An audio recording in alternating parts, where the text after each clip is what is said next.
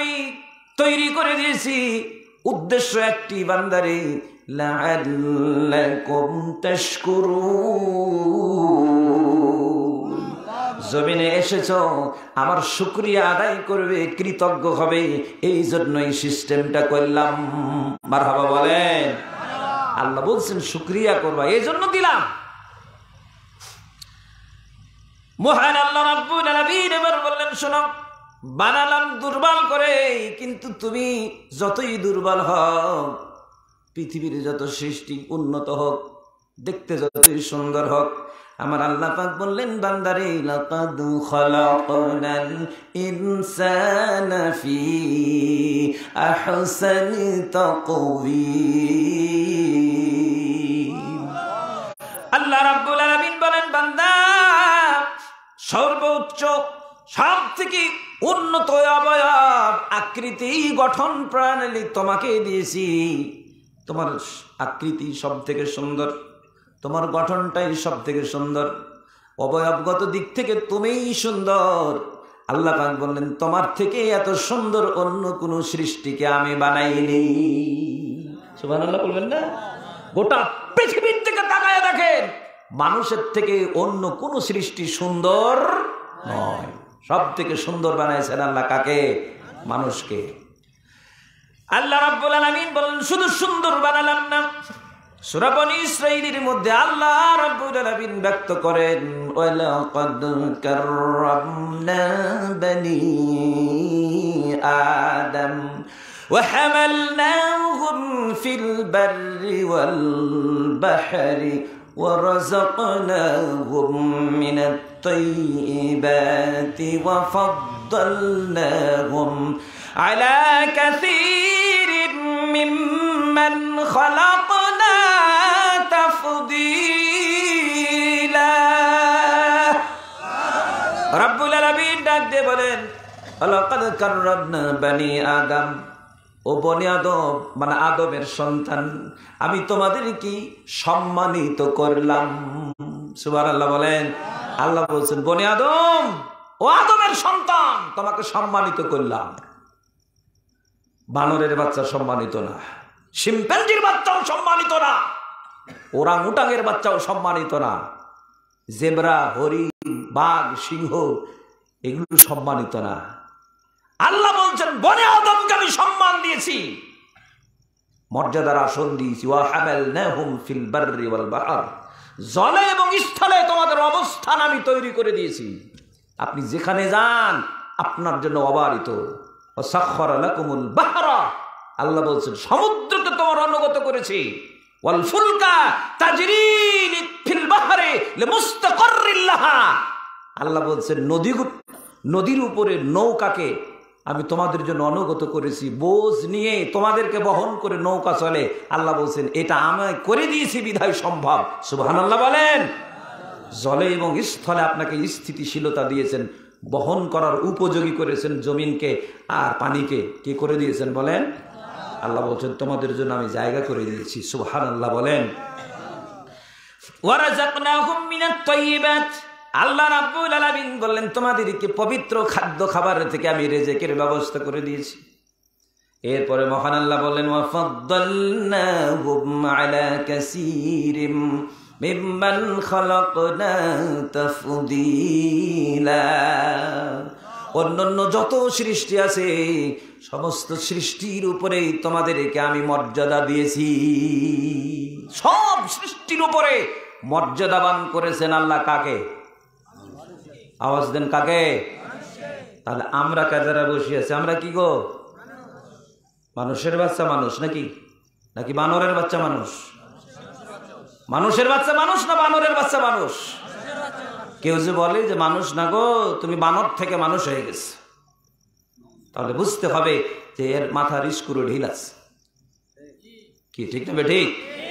যতই বোঝানোর চেষ্টা করুক যে চার্লস ডারউইন বলেছে, ডারউইন যদি বলে তুমি পায়খানা খাও তোমার সব অসুখ ভালো হয়ে যাবে, আপনি তাই খাবেন নাকি?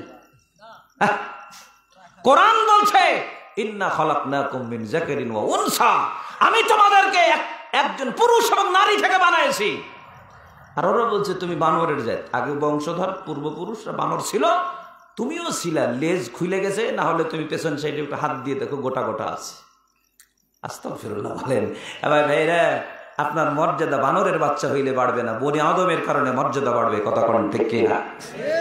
আল্লাহ রাব্বুল আলামিন বলেন, শুধু দুনিয়ার জীবনে তুমি সম্মানিত না, তোমার জন্য আখিরাতেও আমি এমন পুরস্কার রেখেছি, দুনিয়ার সব কিছু তোমার জন্য অবারিত। তাকাও, এই যে আপনার ওই হিমালয় পাহাড় থেকে শুরু করে বঙ্গোপসাগর, এরপরে সুবিস্তৃত আসমান এবং সুবিশাল জমিন, মাঝখানে যত কিছু আছে, আমার আল্লাহ বলছেন, বান্দা তুমি ভাবতেও পারবা না। হুয়াল্লাযী খালাকা লাকুম মা ফিল আরদি জামিআ। আল্লাহু আকবার বলেন। আল্লাহ বলছেন, বান্দা তুমি ভাবতেও পারবা না, সব কিছু আমি তোমার জন্যই সৃষ্টি করে রেখেছি। তাহলে সুবিস্তৃত সুবিশাল এই যে আসমান কার জন্য বানানো আছে বলেন? কার জন্য গো? কথা কয় না গো, কার জন্য? তুমি ভাবোই না তুমি কোন সুন্দরবনের টাইগার, তুমি নিজেকে ভাবতেই পারবে না। তুমি মনে করছো আমি পা ফাটা নসরুদ্দিন মনে হয়। নো, আল্লাহ বলছেন এই সুবিশাল যে আসমান, সুবিস্তৃত এই যে জমিন, বিশাল জলরাজি, এরপরে গাছপালা তরুলতা, এরপরে পাহাড় পর্বত নদী নালা খালবিল, চন্দ্র সূর্য গ্রহ নক্ষত্র, ছায়াপথ নীহারিকা উল্কাপিণ্ড ব্ল্যাক হোল। আল্লাহ বলছেন সব তোমার জন্যই থরে থরে আমি সাজায় রেখেছি। এগুলো সব তোমার খাদেম হিসাবে আমি আগে বানাইছি, পরে তোমাকে ভিভিআইপির মর্যাদা দিয়ে জমিনে পাঠাইছি। সুবহানাল্লাহ বলেন। কপাল পোড়া জাতি তো, চিনলাম না, নিজেকেই তো চিনলাম না, স্রষ্টাকে চিনব কি করে? জাতি তো কপাল পোড়া। আল্লাহ রাব্বুল আলামিন বলেন, হুয়াল্লাযী খালাকা লাকুম মা ফিল আরদি জামিআ। ও বান্দা, জমিনে যা দেখছো সব তোমার জন্যই বানানো আছে। মহান আল্লাহ পাক বললেন, বান্দা রে, এই জমিনে সব বানায় রেখেছি, তোমার জন্য বানালাম। রং বেরঙের ফল ফলাদি এগুলো আমি তৈরি করেছি, তুমি খাবে চব্যচস্য করে, স্বাদ উপভোগ করবে। এবং এটা তুমি যখন খাবে, ভক্ষণ করবে, বিভিন্ন ফলের বিভিন্ন স্বাদ, বিভিন্ন টেস্ট দিয়ে আমি আল্লাহ তৈরি করে রেখেছি। আর টেস্ট করার জন্য, স্বাদ উপভোগ করার জন্য তোমাকে আমি আল্লাহ রাব্বুল আলামিন এমন একটা মেশিন সরবরাহ করেছি, একটা মেশিনে পৃথিবীর সব স্বাদগুলো বলে দিতে পারে। জোরে বলেন সুবহানাল্লাহ। এক মেশিনে সব স্বাদ বলতে পারে, একটা মেশিন। আপনি তো অনেক আধুনিক হয়েছেন, পৃথিবীতে বিকল্প দেখাতে পারবেন? একটা মেশিন, তার নাম জিহ্বা। মেশিনটার নাম কি? জিহ্বা। কে বানাইছেন? এই জিহ্বার কত কাজ, শুধু এই স্বাদ নেওয়ার জন্য বানাইছেন নাকি? জিহ্বা না থাকলে আপনি কথা বলতে পারবেন? কথা বলেন, বলতে পারবে? আজকে প্রিয়তমার সাথে কত ইনিয়ে বিনিয়ে সত্য মিথ্যা কথা বলেন, বন্ধু বান্ধবের সাথে বলেন, বউয়ের সাথে বলেন, বাবা মার সাথে বলেন, রাজনৈতিক নেতা কর্মীদের সামনে দাঁড়িয়ে বলেন, কত সত্য বলেন, কত মিথ্যা বলেন, বানিয়ে বানিয়ে বলেন। আপনি আছেন তানরে, এই খবর বললেন ঢাকাতে আছি গো, আসতে পারতেছি না, পুরো মিথ্যা কথা। কথা কোন ঠিক কিনা? আল্লাহ রাব্বুল আলামিন বলেন, ওয়ালিসানাও ওয়া শাফাতাইন।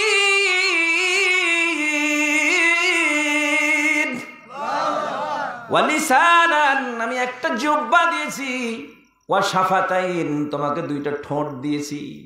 তাহলে জিহ্বাটা দিলেন কে? দুইটা ঠোঁট দিলেন কে? যদি আপনার ঠোঁট দুইটা না থাকতো, আল্লাহ পাক বললেন তুমি কথা বলতে পারতে না, স্পষ্ট হতো না।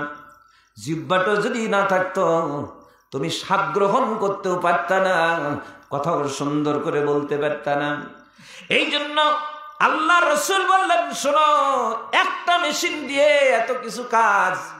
তুমি ল্যাংড়া আম খাবে, স্বাদ আলাদা, ফজলি আমের স্বাদ আলাদা, এরপরে আশিনা আমের স্বাদ আলাদা, গরুর গোস্তের স্বাদ আলাদা, খাসির গোস্তের স্বাদ আলাদা, দেশি মুরগির স্বাদ আলাদা, ব্রয়লার মুরগির স্বাদ আলাদা, এরপরে পাকিস্তানি মুরগির স্বাদ আলাদা।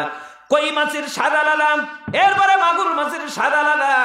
আল্লাহ রাব্বুল আলামিন বললেন যত কিছু আছে, ঝালের টেস্ট ঝাল, টকের টেস্ট টক, আল্লাহ বলছেন সব কিছু একটা মেশিনে বলে দিতে পারে, তার নাম হলো জিহ্বা। মারহাবা বলেন। কে বানাইছেন? এই আমার দিকে তাকান, কে বানাইছেন? কষ্ট হচ্ছে নাকি আপনাদের?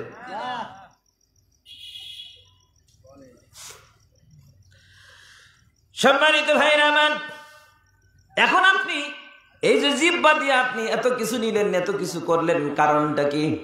আমার আল্লাহ রাব্বুল আলামিন বলছেন, ভাই এখানে বসেন। আমার আল্লাহ পাক বললেন, বান্দারি এই জিহ্বা দিলাম, হাত দিলাম, চক্ষু দিলাম, এরপরে আল্লাহ রাব্বুল আলামিন বললেন তোমার ব্রেন দিলাম, বুদ্ধি দিলাম, তোমাকে বিবেক দিলাম। কেন? লাআল্লাকুম তাশকুরুন, তুমি আমার শুকরিয়া আদায় করবে, আমার কৃতজ্ঞ হবে, এই জন্য আমি এগুলো দিয়েছি। সুবহানাল্লাহ কোন। কিন্তু আমরা শুকরিয়ার পরিবর্তে করি কি গো? কিসের শুকরিয়া? সব ঠিকঠাক, গায়ের রংটা কালো, মনটা খুব খারাপ। আল্লাহ তুমি কত মানুষকে কত সুন্দর বানাইলা, আমার গায়ের রং কালো করিলা, ও শুকরিয়া করে না। কি ঠিক না ঠিক? সব ঠিকঠাক আছে, বাড়িটা কেবল একতলা। আল্লাহ বলছে, আল্লাহ কত মানুষ আছে, 5 তলা 10 তলা 100 তলার মালিক, তুমি আমাকে একটা তলা বাড়ি দিলে, শুকরিয়া নেই, মানে এই একতলা। কত লোক আছে এমপি মন্ত্রী হয়েছে, উনি আল্লাহকে বলে, আল্লাহ গো আমার থেকে অযোগ্য লোকগুলাকে তুমি এমপি মন্ত্রী বানায় দিলা, আল্লাহ আমাকে তুমি মেম্বারটাও দিলে না, শুকরিয়া নাই। কথা কন ঠিক না ঠিক? এরপরে কেউ আছে 100 বিঘা জমির মালিক, আর ইনি 5 কাঠা জমি, বলে আল্লাহ গো এ কি করলা তুমি, ওদের 100 বিঘা আমার 5 কাঠা, এ কেমন বেইনসাফি, তোমার শুকরিয়া নাই। আমার আল্লাহ রাব্বুল আলামিন ডাক দিয়ে বললেন, বান্দা তুমি কি বুঝেছো? তুমি তো আজও বুঝোনি। ওয়া হুয়াল্লাযী জাআলাকুম খলাইফা ফিল আরদি ওয়া রাফা'a বা'দাকুম ফাওকা বা'দিন দারাজাত। আল্লাহ পাক বললেন, জমিনে তোমাদেরকে আমার প্রতিনিধি হিসেবে পাঠাইছি, আর সবার মর্যাদা কিন্তু একই রকম না। গায়ের রং, দেখতে শুনতে, সুরত আকৃতি সবার একই রকম না। কেউ লম্বা, কেউ খাটো, কেউ স্বাস্থ্যবান, কেউ চিকন, কেউ কালো, কেউ সাদা। আল্লাহ পাক বললেন, বান্দারে এই বৈচিত্র্যময় ব্যবস্থাটা তোমরা হইলেই পারতা না, আমি আল্লাহ রাব্বুল আলামিন আপন হাতে নিপুণ করে আমার কুদরতি কারখানায় তোমাদের এত সুন্দর করে বানাইছি। সুবহানাল্লাহ বলেন। কোন ফ্যাক্টরিতে বানানো গো? ইটের ফর্মা, এক এক ফ্যাক্টরি এক একটা, ওই ইটের কি বলে এগুলোকে, ইট ভাটা, ওরা যে ফর্মা তৈরি করে সব ওই ভাটার ইট সব একই, নামও এক, সাইজও এক। কতক্ষণ ঠিক কিনা? আর এক ভাটা, ফর্মা এক, নামও এক, ইটও এক, সাইজও এক। সম্মানিত ভাইরা আমার, কিন্তু আমরা যারা এখানে বসে আছি, একজন আর একজনের দিকে তাকায় দেখেন তো, কারো চেহারাতে মিল আছে? না। তাকান তাকান, মিল আছে? মিল নেই। কণ্ঠে মিল আছে? নাই। আমার আল্লাহ বলেন, ফি আইয়ি সূরাতিম মা শাআ রাক্কাবাক।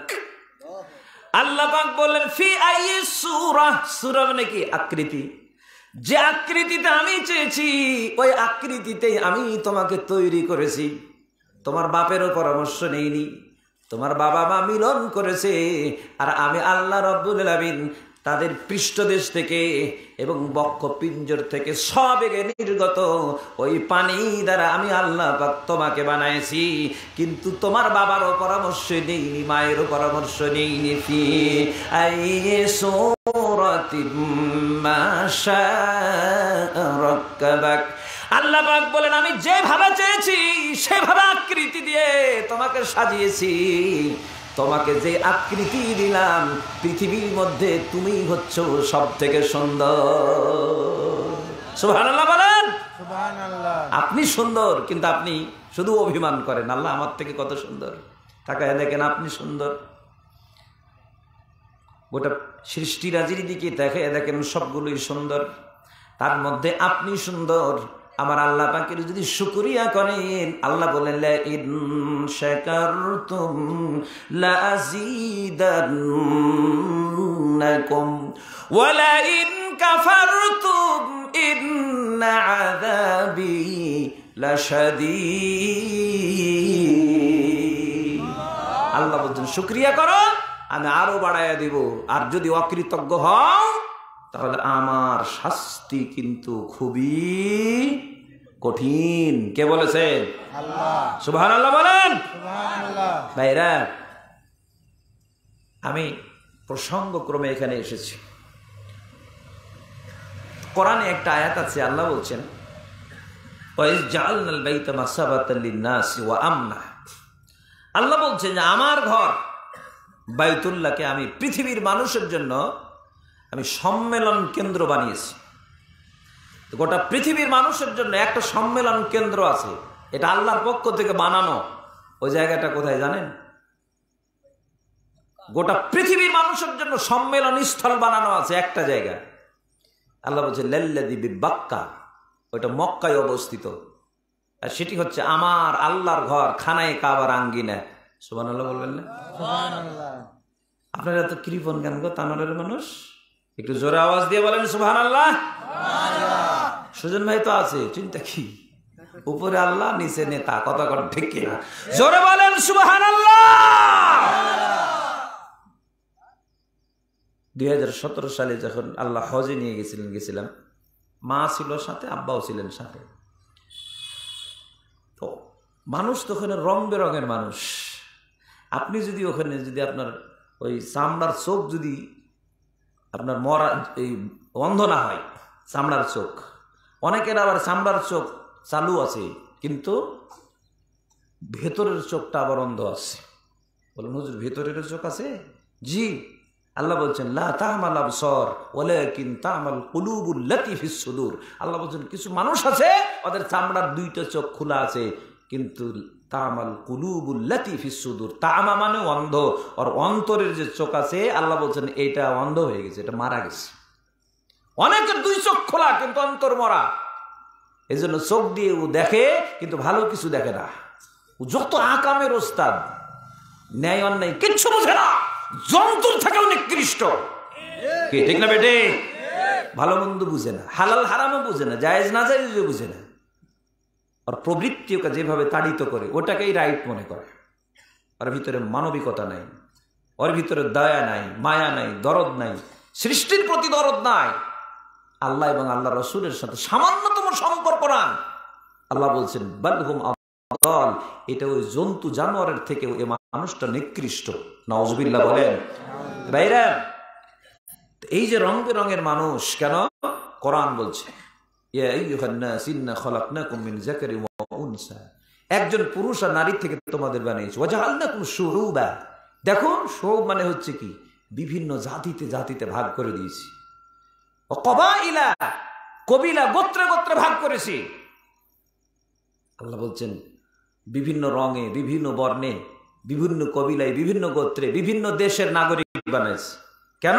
লিতাআরাফু, তোমাদের পরিচিতির জন্য। সুবহানাল্লাহ বলবেন না? সম্মেলন কেন্দ্রে যখন গেলাম, গোটা পৃথিবীর মুসলমান যারা আল্লাহর প্রতি ঈমান এনেছে, রাসূলকে ভালোবাসে, আল্লাহ এবং রাসূলের টানে সম্মেলন কেন্দ্রে গেছে। আপনারা যান টঙ্গীর তুরাগ তীরে, বাংলাদেশ থেকে, ভারত থেকে, পাকিস্তান থেকে, সৌদি আরব থেকে, বিভিন্ন জায়গা থেকে টঙ্গীর তুরাগ নদীর তীরে আসে না? আসে। ইজতেমায় আসে। ইজতেমা মানে মিলিত হওয়া। আমার আল্লাহ পাক বললেন এটা যতই হোক ইন্টারন্যাশনাল নাই, কিন্তু আমার আল্লাহর ইজতেমাই স্থল খানায় কাবার আঙ্গিনা এটা হচ্ছে ইন্টারন্যাশনাল স্থল।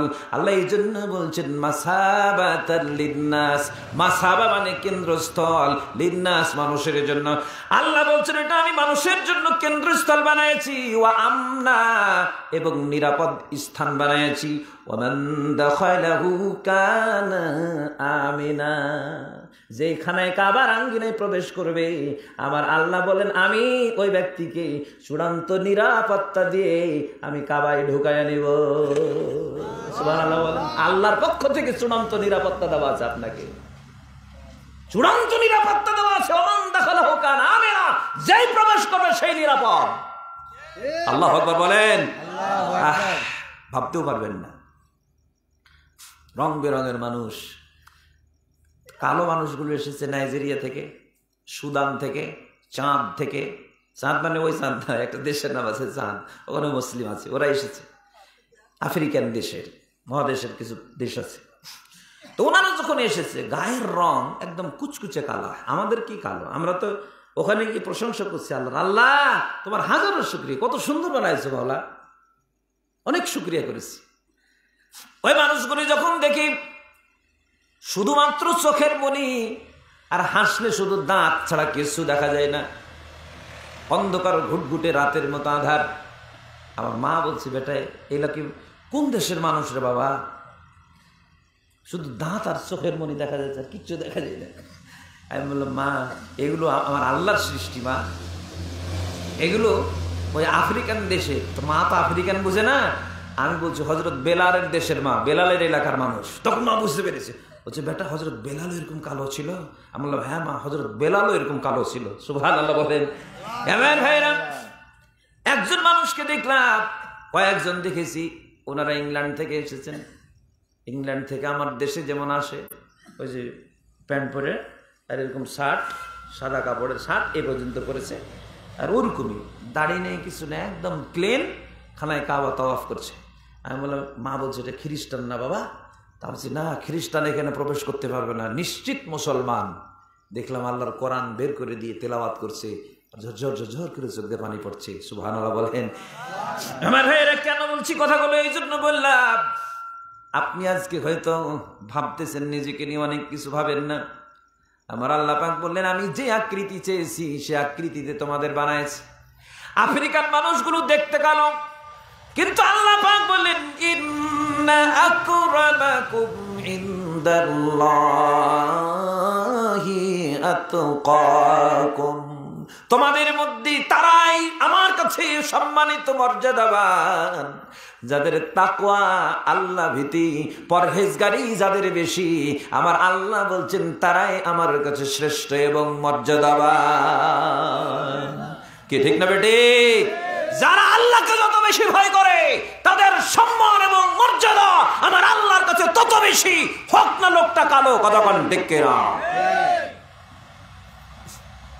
কাপড় চুপড় ভালো না, কাবায় তওয়াফ করছে, মেয়েগুলো যেরকম ছেলেগুলো যেরকম, গায়ের রং কুচকুচি কালো, একদম উঁচা পাঁচা, দেখতে আপনি পাতেই দিবেন না। কিন্তু সুবহানাল্লাহ ওদের বৈশিষ্ট্যটা দেখলাম। আমার দেশের কিছু হাজি সাহেব এখানে হজ করতে যায়, পাকিস্তানি কিছু আছে, অন্যান্য কিছু দেশেরও আছে, নোংরা হাজি আছে কিছু। নোংরা মানে ওখানে তো ছেলে মেয়ে সবাই একসাথে তাওয়াফ করে। আমি কিছু লোককে খেয়াল করতাম, মেয়েগুলো যেখানে তাওয়াফ করে ওই পিছে পিছে খালি ঘুর ঘুর করে, ঘুরে তাকে দেখছে ওই ওর পিছনে আছে, ওই ঘুরে ওই মেয়েদের পিছনে আছে, কিছু এরকম নোংরা টাইপের কিছু হাজি আছে। আর আমার বাংলাদেশের আমি এই গর্বিত, কিন্তু কিছু কিছু বিষয় আছে যেগুলো অমার্জনীয় অপরাধ। তার মধ্যে একটা ছোট মানসিকতার কথা আমি বলি, কারণ আপনারা এখানে এসেছেন আমার কলিজার ভাই। তা আমি এই জন্য বলছি যে এই দুই তিনটা দেশের মানুষকে দেখছি একদম কনজাস্টেড মাইন্ডের, তার মধ্যে আমার দেশেরও আছে। আমি আব্বাকে নিয়ে গেছি হুইল চেয়ারে করে, উনি তো হাঁটতে পারে না, তো জামাত ধরতে পারি নাই, কবুতর চত্বর থেকে বের হয়ে জামাত শুরু হয়ে গেছে। তা জায়নামাজটা সাথে নিতে ভুলে গেছি। জায়নামাজ না হলে ওখানে আপনি দাঁড়াতে পারবেন না, আপনার পায়ে ফসকা পড়ে যাবে, এত তাপ। জায়নামাজ জানিনি, আব্বাকে বললাম আব্বা আপনি হুইল চেয়ারে বসেই শুরু করেন, আর আমি দাঁড়াবো কোথায়? তো বাংলাদেশের এক হাজি জায়নামাজ বিছাইছি, জায়নামাজটা একটু বড়, তো ওনার পাশে গিয়ে আমি আল্লাহু আকবার, মানে জামাত শুরু হয়ে গেছে, তো জামাতটা ধরেই এই বেচারা করছি কি, আমি ওনার পাশে দাঁড়াইছি রাগে, আমি তাকবীরে তাহরিমা বেঁধেছি, উনিও বেঁধেছে। উনি তাকবীরে তাহরিমা ছেড়ে দিয়েছে, ছেড়ে দিয়ে জায়নামাজ তুলে নিয়েছে, তুলে নিয়ে টান দিয়ে ওই পাশে চলে গেল। ওই 2-3-4টা মানুষের পরে গিয়ে আবার জায়নামাজ বিছিয়ে নামাজ পড়ছে, আর আমি ওখানে বোকার মতো দাঁড়িয়ে থাকলাম, সামনে আমার জায়নামাজ নেই। মাথায় খারাপ হয়ে গেল। আমি বললাম, দাঁড়ালাম জায়নামাজ জানিনি, এই লোকের পাশে জায়নামাজটি তুললে চলে গেলো। আমার নামাজ যে হলো কিনা আল্লাহ জানে, মানে টেনশন কাজ করছে। এখন সেজদা দিব কি করে, মানে আগুনের মতো। বাংলাদেশের হাজী সাহেব, একদিন 2 দিন পরে হারামে গেলাম। হারামের বৈশিষ্ট্য হচ্ছে যখন এমন মার্বেল বিছানো আছে সুজন ভাই, যে মার্বেলে কোনো তাপ হবে না, তাপ শোষণকারী মার্বেল বিছানো আছে। সুবহানাল্লাহ বলেন, আল্লাহু আকবার। গেছেন এখানে কোনো আপনার তাপ লাগবে না, আপনি ওখানে একদম বসে থাকতে পারবেন, শুয়ে থাকতে পারবেন, হাঁটতে পারবেন, কোনো নিচে তাপ নাই। সুবহানাল্লাহ বলেন। মাগরিবের তাওয়াফ করতে করতে আজান হয়ে গেছে, ওখানে আমি আজান হয়ে গেল, বসে পড়লাম, জায়নামাজ লাগে না, বসে আছি। আমি আমার পাশে আছি ইন্দোনেশিয়ার এক হাজি এসেছে। তো ওনার ভাষা তো আমি বুঝি না, আরবি হলে তাও একটু বুঝি, ওনাদের বুঝি না। তো উনি শুধু সালাম আলাইকুম এভাবে বললো, মানে ইশারাতে। হাজ এটা বুঝে, তো উনি আমাকে হাত দিয়ে ইশারা করছে যে জায়নামাজটা নাও, তুমি অর্ধেক আমি অর্ধেক। তাই বললাম যে না, তা আমাকে উনি পুরোটাই দিয়ে দিল, বলছে তুমি নাও আমি নিব না, মানে এরকম বোঝাচ্ছে। আমি বললাম তোমার জায়নামাজ আমি নেবো না, এখানে জায়নামাজ লাগে না, তুমি পড়ো। মনটা খারাপ করলো বেচারা, আমি ওর জায়নামাজ নিব না বলেছি, ওর মন খারাপ হয়ে গেছে। আমি ইমাম যখন নামাজ শুরু করেছে আমি দাঁড়ায় গেলাম, হঠাৎ দেখি জায়নামাজটা উনি ভাগ করেছে। এখন লম্বালম্বি না দিয়ে আড়াআড়ি করেছে, যে পাতেলা অর্ধেক উনি নিয়েছে, অর্ধেক আমাকে দিয়েছে। আমার সামনেই বিছাইয়ে দিয়ে উনিও নামাজ পড়ছে, আমাকেও জায়নামাজের অর্ধেক দিয়েছে। আমি চিন্তা করলাম সর্বনাশ, 2 দিন আগে বাংলাদেশি জায়নামাজ টেনে ওদিকে চলে গেছি, বলছে এই মৌলবীকে সাথেই দিব না। আর ইন্দোনেশিয়ার হাজি জায়নামাজ না নেওয়ার কারণে মনটাই খারাপ করলো। আমার ভাইরা, খানে কাবা তওয়াফ করতে গিয়ে দেখলাম কালা কালা মানুষগুলো যখন আল্লাহর কোরআনের আয়াতগুলো পড়ে তাওয়াফ করে লাব্বাইক লাব্বাইক বলে, চোখ দিয়ে পানি ঝরে, অজস্র অশ্রু নির্গত হচ্ছে। আমার আল্লাহ পাক বলেছেন, শোনো, গায়ের রং কালো না ফর্সা এটা দেখা হবে না, তোমার অন্তরটা দেখা হবে। ইন্নাল্লাহা লা ইয়ানজুরু ইলা সুওয়ারিকুম ওয়া সুওয়ারিকুম ওয়া আমওয়ালিকুম ওয়ালাকিন ইয়ানজুরু ইলা কুলুবিকুম ওয়া আ'মালিকুম। আল্লাহ রাব্বুল আলামিন বলছেন, তোমার সুরতের দিকে আল্লাহ দেখবেন না, তোমার মাল সম্পদের দিকেও আল্লাহ দেখবেন না। আল্লাহ রাব্বুল আলামিন দেখবেন তোমার অন্তরে কি আছে আর তোমার আমলটা কেমন আছে। কি ঠিক না বেটি? আল্লাহ দেখবেন তোমার অন্তর কেমন, পরিষ্কার নাকি ওই আগাছা দিয়ে ভরা আছে। সম্মানিত ভাইরা আমার, এই কথাগুলোর জন্য বললাম, আমি আর আপনি সর্বশ্রেষ্ঠ সৃষ্টি, আশরাফুল মাখলুকাত। আল্লাহ বললেন, বান্দারে শুধু উত্তম অবয়ব দেয়নি, বিপরীত দিকটাও আছে। সূরা 3-এ এবার চলে যান, রব্বুল আলামিন ডাক দিয়ে বললেন, সুম্মা রাদাদনাহু আসফালা সাফিলিন। আল্লাহ পাক বললেন, বান্দা তোমাদেরকে নিচে নামায়া দিয়েছি। রাদাদনাহু আমি ফিরিয়ে দিয়েছি, নিচে নামায়া দিয়েছি। আসফালা সাফিলিন, এর থেকে আর নিচে নামানো যাবে না। এত নিচে তোমাকে নামাইছি, অত নিচে কুত্তাও নামবে না, বিড়ালও নামবে না, জন্তু জানোয়ারও নামবে না, ওখানে তোমাকে নামায়া দিয়েছি। নাউজুবিল্লাহ বলেন। উপরে উঠাই দিয়েছেন কে? আল্লাহ। আর নিচে নামায়া দিয়েছেন কে? আল্লাহ। বলেন, আল্লাহ তুমি তো করেছো, আমাদের দোষ কি? আল্লাহ বলছেন, না আমি করিনি, তোমার আচরণের কারণে তুমি নিচে নেমে গেছো। এই আচরণটা কি? রাসূলের একটা হাদিস পড়ছিলাম, হাদিসটা এরকম, রাসূল বলছেন প্রত্যেকটা মানুষের ভিতরে 2টা জিনিস আছে। বলেন তো কয়টা? একটা আওয়াজ দাও যুবকেরা, কয়টা? কি আছে? অ্যানিমেলিটি, হিউম্যানিটি, রেশনালিটি, অ্যানিমেলিটি। হিউম্যানিটি মানে মানবতা, মানবিকতা। বুঝতে পারেননি? মানুষের ভিতরে দুইটা জিনিস আছে, পশুত্ব আছে আবার মানবিকতাও আছে। এক একজন মানুষ এত দয়ালু, নিজে না খায় অন্যকে দেয়, আছে না ভাই? আছে। ফকির মিসকিন আসছে, গরিব মানুষ আসছে, দিয়ে দাও তো, দিয়ে দাও, দিয়ে দাও, দিয়ে দাও, টাকা চাইছে দিয়ে দাও।